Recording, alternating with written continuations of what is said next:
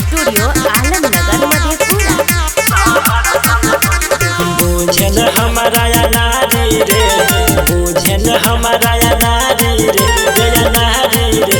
खबरिया में बोली देव मारी रे, शहर सन बोली देव मारी रे।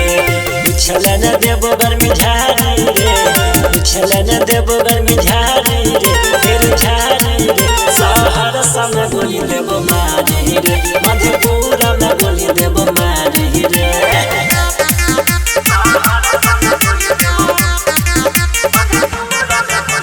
म्यूजिक बाय संजीत साजन।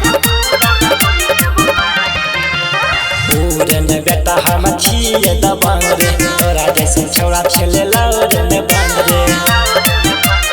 रे बेटा पूरन बेटा हम छिए दबंग रे, तोरा जैसे छौड़ा खेले लौर में बंद रे। बीचे बीचे देव तोरा फहारी रे, बीचे बीचे देव तोरा फहारी रे, फिर फहारी रे। मधेपुरा में बोली देव मारी रे, खगड़िया में बोली देव मारी रे।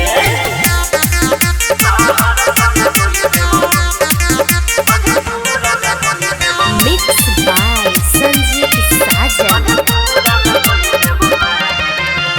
हमारे रे नाम सब चले के शासन, डरे के हमारा सब पुलिस प्रशासन।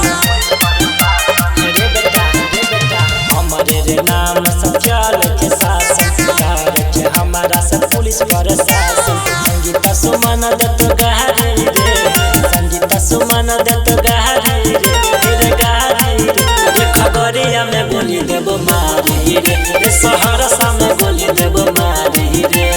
अनोखा digital recording studio Alamnagar Madhepura.